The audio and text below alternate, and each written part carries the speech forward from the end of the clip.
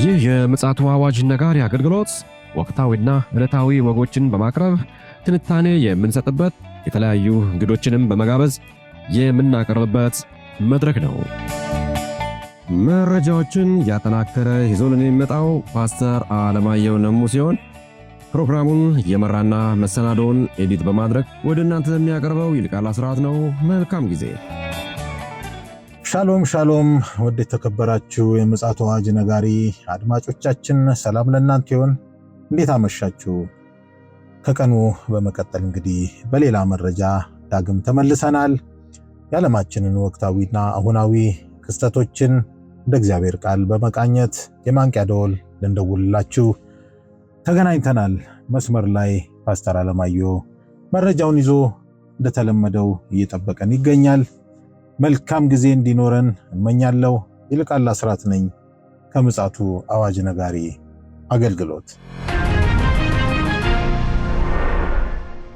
አድማጮቻችን እንግዲህ ለምሽቱ ይዘን የመጣነውን መረጃ ወደ እናንተ የምናስተላልፍበት ሰዓት ነው።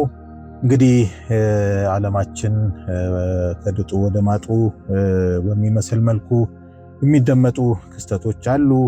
አንዳንዴ ደግሞ ሰላም የሚመስሉ የተረጋጉ ነገሮች ይመስላሉ። ነገር ግን እንደ እግዚአብሔር ቃል ከፈተሽ ነው ነገሮች በዚህ መልኩ የሚቀጥሉ አይደለም። ይህን የመሰለ እና የመሳሰሉ መረጃዎችን ፓስተር ይዞልን እየመጣ እያነቃን ይገኛል።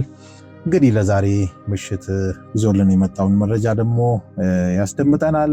ከሰላምታው በመቀጠል እንግዲህ መረጃውን ያስደምጠናል። ሰላም ላንተ ይሁን ፓስተር፣ እንዴት አመሸ? እንደምን አመሸ ወንድም ይልቃል። እግዚአብሔር የተመሰገነ ይሁን። ቀን ላይ ወሳኝ የሆነ አጀንዳ አጋርታየን ነበረ። ያላደመጡ ወገኖች ካሉ ቻናላችን ላይ በመግባት ማድመጥ ትችላላችሁ። ፕሮግራሞቻችንን በየጊዜው ወደ እናንተ ይደርሱ ዘንድ ሰብስክራይብ በማድረግ ላይክ በማድረግ ሐሳባችሁን በሐሳብ መስጫ ሳጥን ውስጥ በማስፈር የአገልግሎታችን ደግሞ አጋር እንድትሆኑ ከወዲሁ እናሳስባለን። አሁን ወደ መረጃው እናመራለን። ፓስተር ማቅረብ ትችላለህ። እንግዲህ አንድ ደስ የሚል ዜና ለዓለም ሁሉ ረፍት የሚሆን ለጊዜውም ቢሆን ረፍት የሚሆን ዜና ከዓለም ዙሪያ እየተሰማ ነው ያለው። እንግዲህ አሜሪካና ኢራን እየገቡበትን ጦርነት ለመቋጨት የሚያስችል ስምምነት ላይ ደርሰዋል የሚል በእርግጥ የአሜሪካው ፕሬዝዳንት በትናንትናው ዕለት ተትናንት ወዲያም ጫፍጫፉን ሰጥተው ነበረ። ነገር ግን የፓኪስታን ጠቅላይ ሚኒስትር ሻህባዝ ሸሪፍ ሀገሬ በሁለቱ ኃይሎች መካከል የተፈጠረውን ልዩነት ለመጥበብ ስትሰራ ቆይታለች ብለው ዘላቂ ተኩስ አቁም ለማድረግ የሚያስችል ስምምነት ላይ ቴህራንና ዋሽንግተን መድረሳቸውን አብስረዋል። ሸሪፍ ሊባኖስንም ያጠቃልላሉ ውሉ ብለዋል። እስራኤል በሊባኖስ ላይ የምታደርገውን ነገር ያጠቃልላል የሚል ነገር ነው ያለው። ነገር ግን በትናንትናው ዕለት እስራኤል ቤይሩትን ደብድባለች። ለዚህም አጸፋ መልስ ሰጣለሁ በቅርቡ ብላለች ኢራን። ይሁን እንጂ ይህ ስምምነት ባለበት ሁኔታ ነው ይህንን ነገር ያደረጉት። በእርግጥ ጦርነቱ ድርድሩን ለማሰናከል እስራኤል በጣም ጠልቃ ሄዳለች። ግን ድርድሩ አሁን ላይ እስራኤልን ኖክአውት ባወጣ ሁኔታ ያገለለ እና እንትን ተብሏል። እንግዲህ ዘላቂ የተኩስ አቁም ለማድረግ የሚያስችል ስምምነት ላይ ቴህራን እና ዋሽንግተን መድረሳቸውን ያስታወሱት ሸሪፍ ሊባኖስንም የሚያጠቃልል ሆኗል። እንግዲህ የኳታር አደራዳሪዎች ከ14 እስከ 15 ሰዓት ከፍተኛ ውይይት አድርገው የመጣ ውጤት መሆኑ ታውቋል። እንግዲህ ለረዥም ጊዜ የተደረገ ውይይት ነው። ውይይቱ ግን ውጤት አምጥቷል የሚል ነው። በዚሁ እንደው አንድ ነገር ላንሳ። ልክ ይሄ በስርዓት እንደተነገረ ነዳጅ ከ90 ምናምን በአንዴ 82 እና 83 ነው የገባው እና ከዚህም በታች እስከ 60 ድረስ እየተጠበቀ ነው ያለው። ይወርዳል ተብሎ እየተጠበቀ ነው ያለው። እንግዲህ በሳምንቱ በስምምነቱ መሰረት ሆርሙዝ ሰርጥ ሙሉ ለሙሉ ይከፈታል። ታሪፍ የሚባል ነገር አይታሰብም። እሱ እንዳይታሰብ ተደርጎ ነው። አሜሪካ ሰርጡን በ30 ቀናት ውስጥ የመክፈት ግዴታ ይኖርባታል ተብሏል። አሜሪካም ስለዘጋች ማለት ነው። ስምምነቱ በአሜሪካ ቁርጠኝነት ልክ የሚመዘን መሆኑን ያስታወሱት ቴህራን እና ዋሽንግተን የቤት ስራውን መስራት እንዳለባቸው አሳስበዋል። አሜሪካ በኢራን ዙሪያ ላይ ካሉ አካባቢዎች ጦሯን ማንሳት ይኖርባታል። ዝርዝሩ ላይ በኋላ እመጣለሁ። ወደ 14 ነጥቦች ናቸው። እሱ ላይ በደንብ እንወያይበታለን።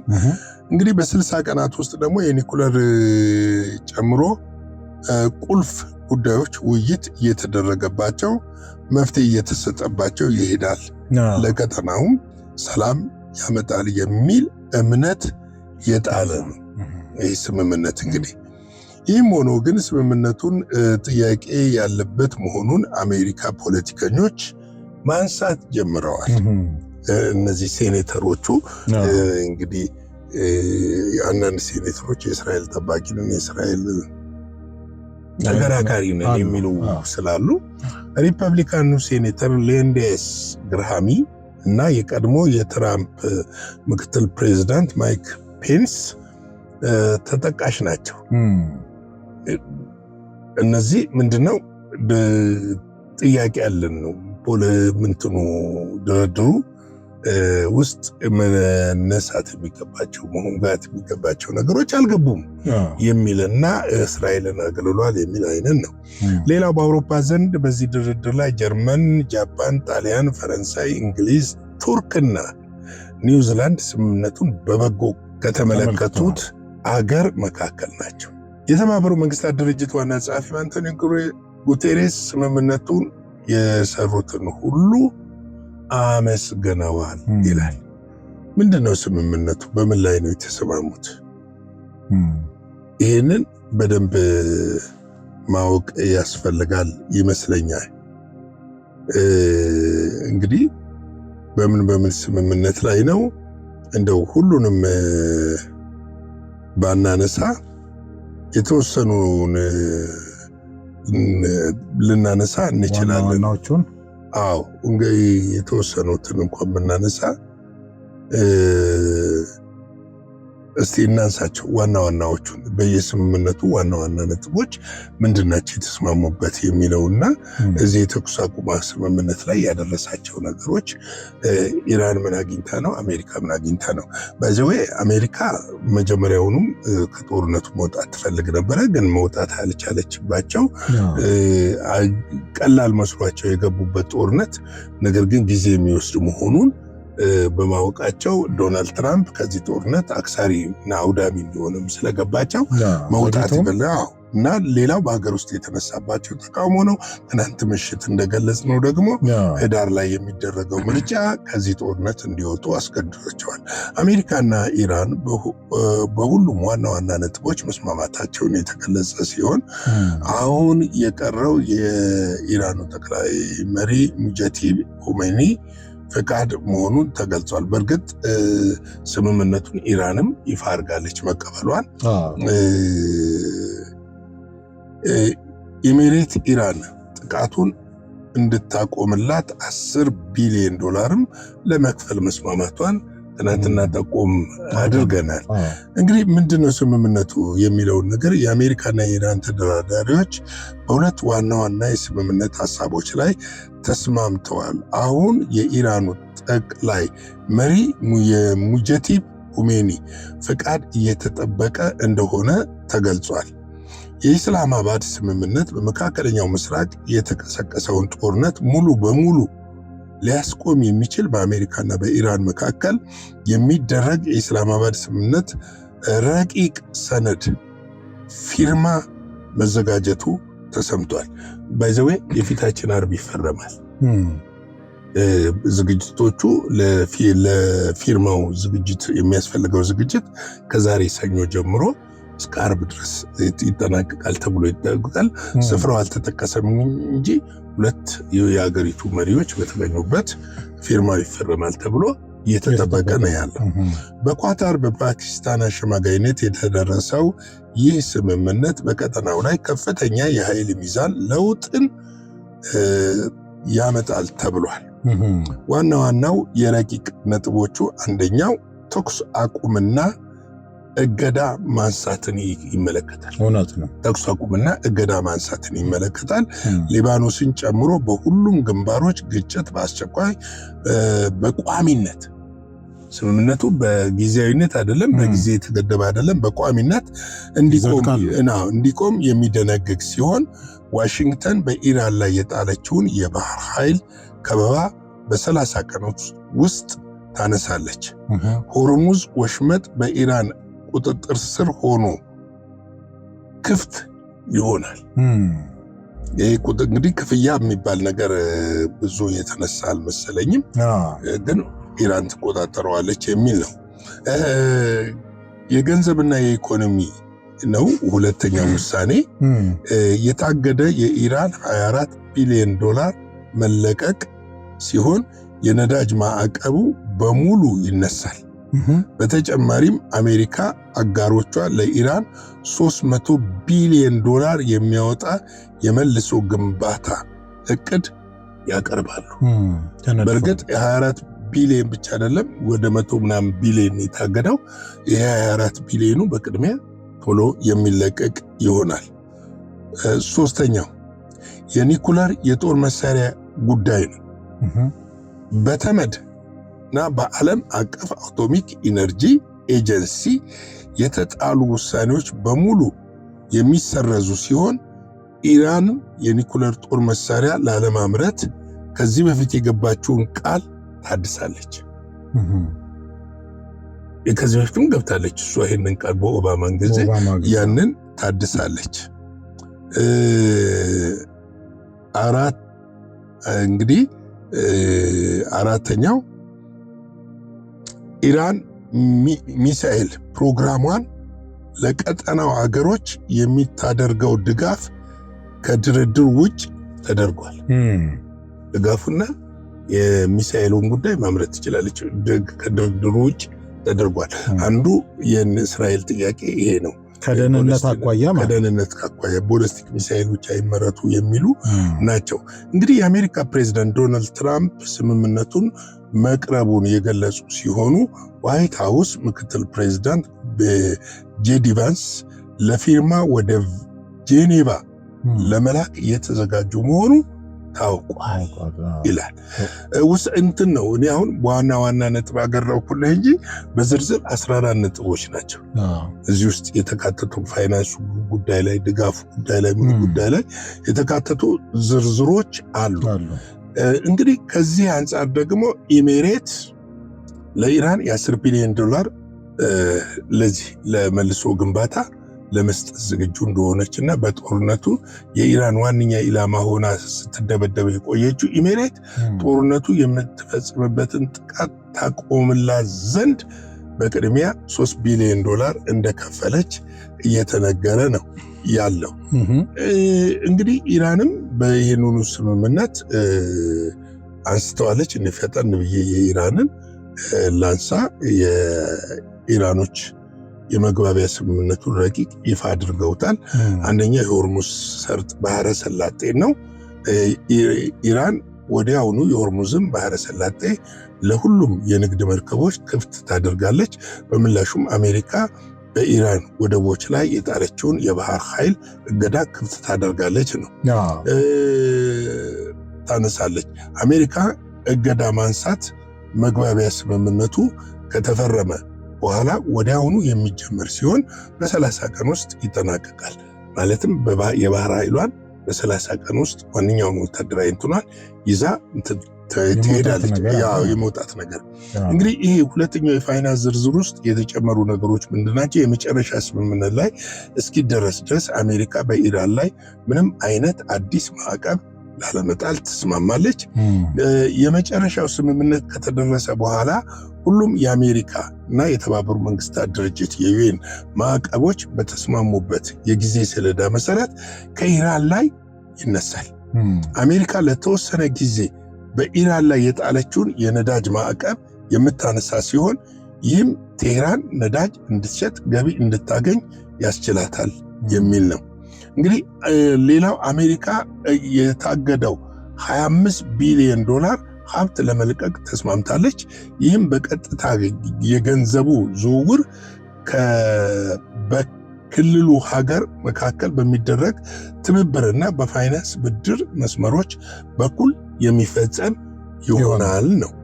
ዋሽንግተን ከቀጠናዊ አጋሮች ጋር በመተባበር ለኢራን መልሶ ግንባታና ልማት እቅድ የምታዘጋጅ ሲሆን ይህም በቴሄራን በ60 ቀን ውስጥ ተደራድሮ ስምምነት ላይ የሚደረስ ይሆናል የሚል ነው። ዘርፈ ብዙ ነው። ለዚህ ነው እስቲ አድማጮቻችን ምንድን ነው የሚለውን ነገር ከመስማታቸው እንደው ዘርዘር ኒኩለር ዘርፍ ላይ የተስማሙት ቴህራን የኒኩለር መሳሪያ ላለማምረት ሆነ ላለማግኘት ተስማምታለች ነው።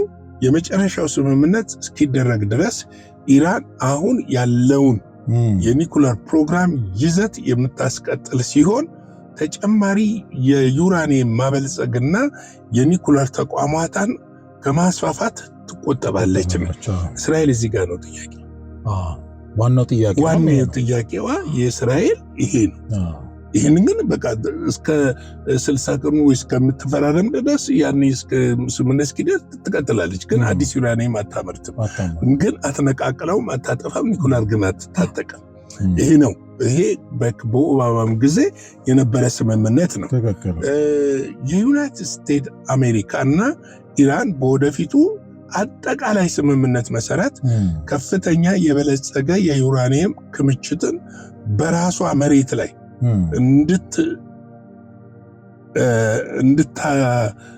እንድታስወግድ ለመፍቀድ ተስማምታለች።